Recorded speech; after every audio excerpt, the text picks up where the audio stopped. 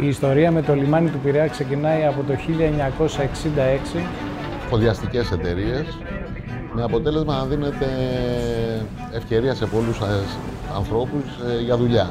Μεγάλωσα την οικογένειά μου από το λιμάνι του Πειραιά, δεν το αλλάζω με τίποτα.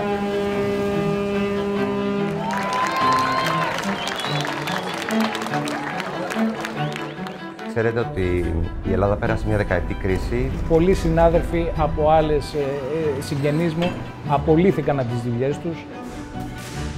Όταν ένα παιδί θέλει να κάνει πρωταθλητισμό, αν ο γονείς δεν μπορεί να το υποστηρίξει οικονομικά, είναι πάρα πολύ δύσκολο. Με την κοσκόλαστα τελειώσα. Οι παραδόσεις τους είναι υψηλό επίπεδο. 集团收购别的斯港以后啊，我们呢是实现了比港的跨越式发展。 Και ήρθα κατευθείαν σε επαφή με τον πρόεδρο της εταιρείας μας.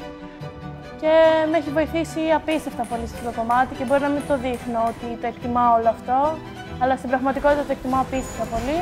It was a once in a lifetime opportunity, of course. Δύσκολα μπορείς να βρεις. Είμαι πολύ περήφανος για τη δουλειά που κάνω. My duty also is the future of the port.